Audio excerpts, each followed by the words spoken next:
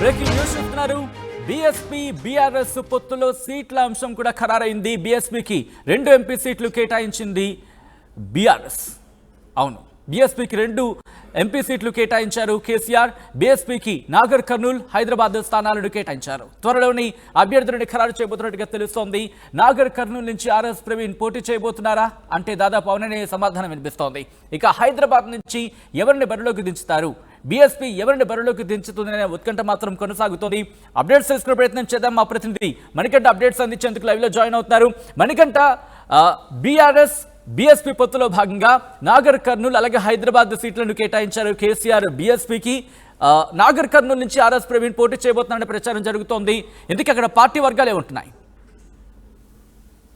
కూడా ఎప్పుడైతే బీఆర్ఎస్ పార్టీకి సంబంధించినటువంటి ఆర్ఎస్ ప్రవీణ్ కుమార్ కేసీఆర్ ని కలిసినప్పటి నుంచి కూడా నాగర్ కర్నూలు ఎంపీ టికెట్ ఆశిస్తున్నారు ఆర్ఎస్ ప్రవీణ్ కుమార్. అందులో భాగంగానే కేసీఆర్ తో కలిశారనేటటువంటి ప్రచారం కూడా కొనసాగినటువంటి పరిస్థితి. అందులో ఈ వార్తలన్నిటికీ కూడా బలం చేకూరించే విధంగా కూడా ఈ రోజు బీఆర్ఎస్ పార్టీ తీసుకున్నటువంటి నిర్ణయాలు కూడా ఉన్నాయని చెప్పవచ్చు. ఎందుకంటే నాగర్ కర్నూలు పార్లమెంట్ స్థానానికి, అదేవిధంగా హైదరాబాద్ పార్లమెంట్ స్థానానికి 2 పార్లమెంట్ స్థానాలను కూడా బీఎస్పీ పార్టీకి అప్పజెప్పినటువంటి పరిస్థితి కాబట్టి ఖచ్చితంగా ఇక్కడ నుంచి నాగర్ కర్నూలు నుంచి ఎస్సీ రిజర్వ్డ్ కాన్స్టిట్యున్సీ కాబట్టి ఖచ్చితంగా ఆర్ఎస్ ప్రవీణ్ కుమార్ పోటీ చేసేటటువంటి అవకాశాలు చాలా మెండుగా కనిపిస్తున్నాయి. ఎందుకంటే ఆర్ఎస్ ప్రవీణ్ కుమార్ ఈ ప్రాంతానికి చెందిన వ్యక్తే కాబట్టి ఇక్కడ నుంచి పోటీ చేసేటటువంటి ఆలోచనతో ఉన్నటువంటి నేపథ్యంలోనే పొత్తు పెట్టుకున్నట్టుగా తెలుస్తుంది. అందులో భాగంగానే ఆర్ఎస్ ప్రవీణ్ కుమార్ కూడా ఇక్కడ నుంచి పోటీ చేసేటటువంటి అవకాశం ఉంది. బీఆర్ఎస్ పార్టీ నుంచి చూసుకున్నట్టయితే సిట్టింగ్ ఎంపీగా ఉన్నటువంటి పోతుగంటి రాములు ఇటీవల కాలంలోనే బీజేపీ పార్టీలో చేరడం జరిగింది. తన కుమారుడైనటువంటి భరత్ కు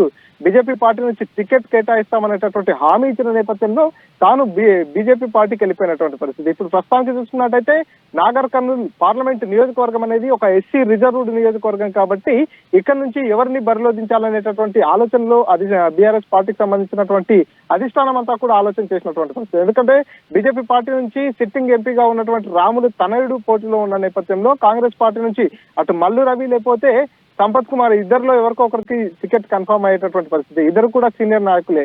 సో మరి బీఆర్ఎస్ పార్టీ నుంచి కూడా అందుకు బలంగా అంత ధీటైనటువంటి వ్యక్తిని వారిని తట్టుకునే విధంగా, వారికి గట్టి పోటీ ఇచ్చే విధంగా ఉండేటటువంటి క్యాండిడేట్ ఎవరంటూ కూడా సర్చ్ చేస్తున్న నేపథ్యంలో బీఎస్పీ పార్టీతో పొత్తు పెట్టుకొని ఆర్ఎస్ ప్రవీణ్ కుమార్ ని అక్కడ బరిలో నిలబెట్టినట్టయితే ఈ ఇద్దరు కూడా బలమైనటువంటి పోటీ ఇచ్చే అవకాశం ఉంటుంది. అక్కడ పూర్తిగా ఎస్సీ రిజర్వ్ నియోజకవర్గం కాబట్టి అక్కడ కొంత ఆర్ఎస్ ప్రవీణ్ కుమార్ భావజాలంతో ఉన్నటువంటి వ్యక్తులు కావచ్చు, ఆర్ఎస్ ప్రవీణ్ కుమార్ సామాజిక వర్గానికి చెందిన వ్యక్తులు కావచ్చు పెద్ద ఎత్తున ఉంటారు కాబట్టి ఇదంతా కూడా పార్టీకి కలిసి వచ్చే అవకాశంగా భావిస్తున్నారు. మణికంఠ, నా మాట వినిపిస్తుందా? రైట్, మణికంఠ, గువ్వల బాలరాజు పేరు కూడా వినిపించింది కొన్ని రోజుల క్రితం వరకు కూడా. సో ఎందుకు నాగర్ కర్నూల్ని బీఎస్పీకి కేటాయించిందంటే ఎటువంటి మాటలు వినిపిస్తున్నాయి అక్కడ? అంటే ఎందుకు కేటాయించింది బీఎస్పీకి? ఎందుకంటే బీఆర్ఎస్ పార్టీలో ఎవరున్నారు, అటు సిట్టింగ్ ఎంపీగా ఉన్నటువంటి రాములు పార్టీ నుంచి బయటికి వెళ్ళిపోయిన తర్వాత నెక్స్ట్ ఎవరున్నారు అనేటటువంటి ఆలోచన చేస్తే అక్కడ ఖచ్చితంగా మాజీ ఎమ్మెల్యే అయినటువంటి గువ్వల బాలరాజు మాత్రమే ఉన్నారు. సో అతనికి టికెట్ కేటాయించినట్టయితే ఎంత మేర గెలుపు ఛాన్సెస్ ఉన్నాయనేటటువంటి కోణంలో కూడా పార్టీ పూర్తిగా అంచనా వేసి పూర్తిగా స్టడీ చేసినటువంటి పరిస్థితి. గువ్వల బాలరాజు అచ్చంపేట కాన్స్టిట్యున్సీ వరకు మాత్రమే ఒక ఎమ్మెల్యేగా గుర్తింపు చెందిన వ్యక్తి. అక్కడ కూడా ఇటీవల కాలంలో ఓటమి పాలయ్యారు కాబట్టి ఏదైనా పడితే అచ్చంపేట కాన్స్టిట్యున్సీ నుంచి సింపతి ఓట్లు ఎక్కువగా పడతాయి. అందులో భాగంగానే గువ్వల బాలరాజు అంటే కొంత కాంట్రవర్సీకి మారుపేరుగా ఉంటుంటాడు. అప్పుడప్పుడు కాంట్రవర్సీ వార్తలతో కూడా వార్తల్లో ఎక్కినటువంటి పరిస్థితి కాబట్టి అక్కడ గువ్వల బాలరాజుకు టికెట్ కేటాయించినట్టయితే గట్టి పోటీ ఇస్తారా, లేకపోతే ఆర్ఎస్ ప్రవీణ్ కుమార్ కు టికెట్ కేటాయిస్తే గట్టి పోటీ ఇస్తారా అనేటటువంటి కోణంలో ఆలోచించిన నేపథ్యంలో ఆర్ఎస్ ప్రవీణ్ కుమార్ ఒక పార్టీకి బీఎస్పీ పార్టీకి రాష్ట్ర అధ్యక్షుని హోదాలో ఉన్నాడు. అంతేకాకుండా 7 పార్లమెంట్ నియోజకవర్గాల్లో కూడా పూర్తిగా ఆర్ఎస్ ప్రవీణ్ కుమార్ కు సంబంధించినటువంటి అనుచరులు కావచ్చు, ఆర్ఎస్ ప్రవీణ్ కుమార్ అభిమానులంతా కూడా పెద్ద ఎత్తున ఉన్నటువంటి పరిస్థితి. ఈ నేపథ్యంలో ఆర్ఎస్ ప్రవీణ్ కుమార్ అయితేనే ఇక్కడ ఈ ఇద్దరు నాయకుల్లో ఎవరు బెస్ట్ పోటీ ఇచ్చే అవకాశం ఉందనేటటువంటి ఆలోచన చేసిన అధిష్టానానికి ఆర్ఎస్ ప్రవీణ్ కుమార్ కొంత టఫ్ ఫైట్ ఇచ్చేటటువంటి అవకాశం ఉన్నట్టుగా తెలుస్తుంది. ఎందుకంటే ఒక గతంలో కూడా గురుకులాలకు సంబంధించినటువంటి పదవిలో కొనసాగినటువంటి పరిస్థితి, ప్రభుత్వంలో ఉన్నప్పుడు కూడా తాను అధికారంలో ఉన్నప్పుడు కూడా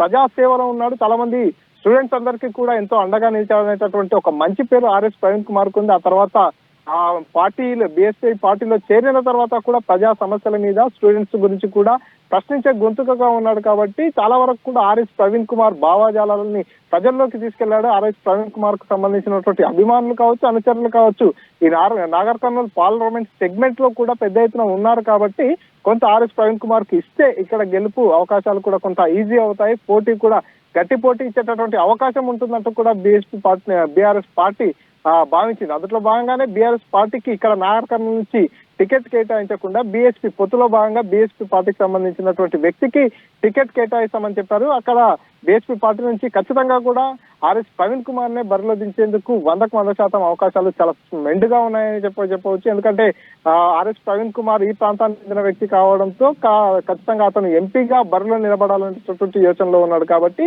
ఈ ప్రాంతానికి సంబంధించిన నాయకుడు ఇక్కడ ఉన్నటువంటి సమస్యలన్నిటిపై కూడా కొంత అవగాహన ఉంటుంది ఆర్ఎస్ ప్రవీణ్ కుమార్ కు. ఇక్కడ ఉన్నటువంటి ప్రజలతో కూడా కనెక్టివిటీ ఉంటుంది, ఎందుకంటే ఇదే ప్రాంతానికి సంబంధించినటువంటి వ్యక్తి కాబట్టి ప్రవీణ్ కుమార్ అయితే ఖచ్చితంగా గట్టి పోటీ ఇచ్చేటటువంటి అవకాశం ఉంటుంది. అటు కేంద్రంలో అధికారంలో ఉన్నటువంటి బీజేపీ పార్టీ తమ అభ్యర్థి పేరును ఇప్పటికే ప్రకటించింది. మరోవైపు రాష్ట్రంలో అధికారంలో ఉన్నటువంటి కాంగ్రెస్ పార్టీ కూడా తమ అభ్యర్థి పేరును రేపో మాపో ప్రకటించే అవకాశం ఉంది. కాంగ్రెస్ పార్టీకి సంబంధించి ఈ నియోజకవర్గంలో ఐదుగురు ఎమ్మెల్యేలు కూడా ఉన్నటువంటి పరిస్థితి కాబట్టి రెండు కూడా బలమైనటువంటి పోటీ ఇస్తున్న నేపథ్యంలో వీటికి ధీటుగా ఉండాలంటే కూడా ఖచ్చితంగా ఇక్కడ నుంచి ఆర్ఎస్ ప్రవీణ్ కుమార్ ని బరిలో దించినట్టయితేనే గట్టి పోటీ ఇచ్చేటటువంటి అవకాశం ఉంటుందంటూ భావించినటువంటి కేసీఆర్ ఈ స్థానాన్ని నాగర్ కర్నూలు పార్లమెంట్ స్థానాన్ని బీఎస్పీ పార్టీకి ఇచ్చినట్టుగా తెలుస్తుంది. Sachin. Right Manikanta, thanks for the update. So మొత్తానికి బీఆర్ఎస్ బీఎస్పీ పొత్తులో భాగంగా 2 ఎంపీ సీట్లు కేటాయించారు. బీఎస్పీకి కేసీఆర్, బీఎస్పీకి నాగర్ కర్నూల్, హైదరాబాద్ స్థానాలను కేటాయించారు.